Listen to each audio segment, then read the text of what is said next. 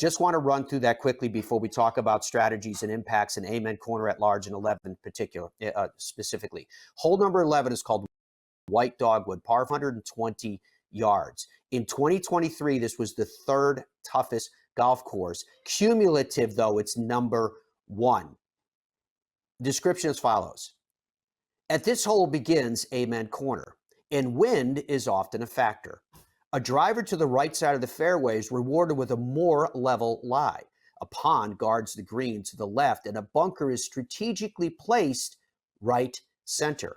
This hole may best be remembered for Larry Mize's incredible chip shot in the 1987 playoff. That playoff that they're referring to there, of course, was against Greg Norman when he hit this little pitch that trundled up onto the green complex and onto the putting surface itself and went in the hole. It was absolutely unbelievable. It was one of the things that we've talked to Larry about here in the Fairways of Life show a couple of times. And I remember asking him about the Arias shirt, if you remember, because Arias did a commercial from it afterwards. And it was like, it was 80s looking thing. It had a lot of stripes and all this stuff.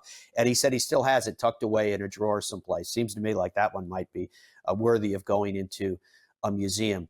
The thing that makes 11 such a daunting hole is its distance, obviously, but its distance is not as profound because it's somewhat aided by topography in terms of ball release. The challenge is in what direction the wind is coming and when that wind is coming, as I mentioned, in 2 different directions on 2 consecutive days.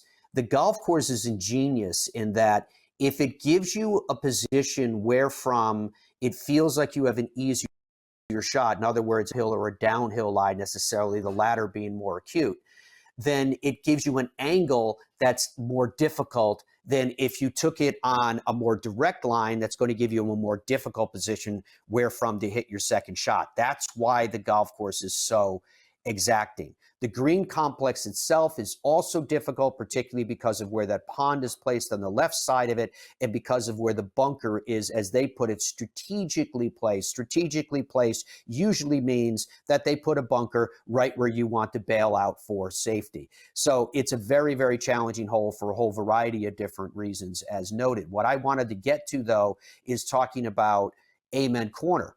11, 12, and 13, which is commonly described as the most difficult stretch through the golf course. What I find interesting about that is I think people are forgetting that 13, I don't think you have a graphic for 13, Andrew. I hope that I'm wrong about that. I am. I should have known better. If you look at 13, I'm going backwards right now for a reason.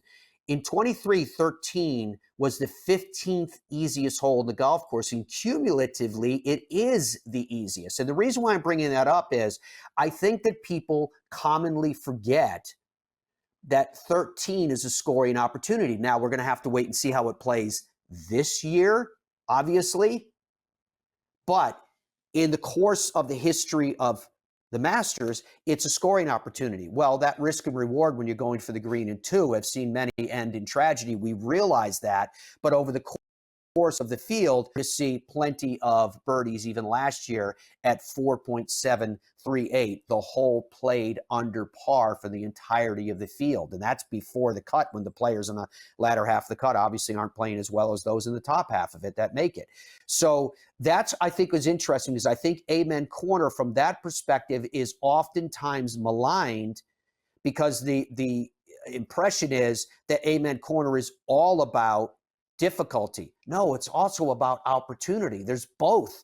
That's what Augusta National is about. I think these 3 holes embody the golf tournament itself. As we go back to number 12, there's not a lot more that I would add than what Michael Eaves told us earlier about the par 3 12th. You can see at 155 yards, it's a par 3 that most people look at and go, eh.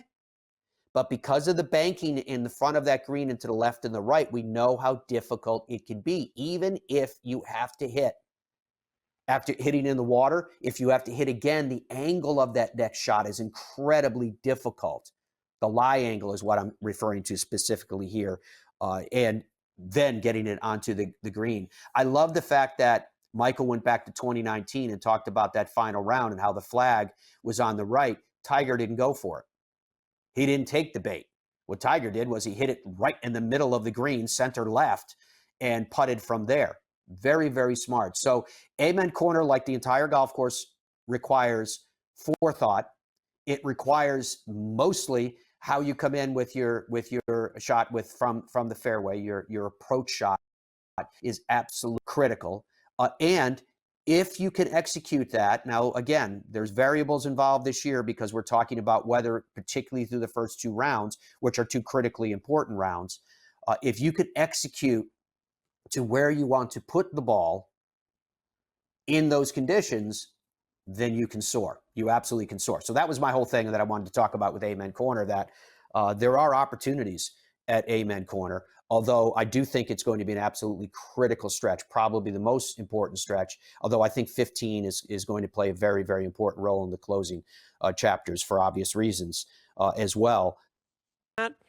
Yes, by all means. Based on what you were just talking there about the 12th Yep. and the 11th for that matter, in terms of the nature of the up and down of Augusta, right? Last year, total, all 4 rounds, cumulative, 155-yard par 3, the 12th hole. 47 bogeys. That's at its extent. That's at the longest it can go. Yes, 47 bogeys, 7 doubles, and 2 others. Yep. In what is one of the, quote unquote, easier holes, if you will. Now, the 11th hole, 59 bogeys, 13 doubles, and 2 others.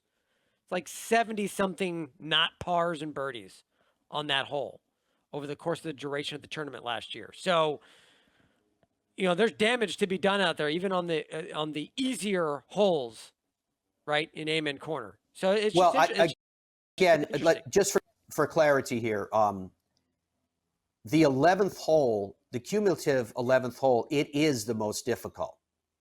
The 12th hole that we were just talking about, cumulative, you can't just look at 2023. I've referenced it for its recency, but I think cumulative is a much more profound stat, and it's 4th.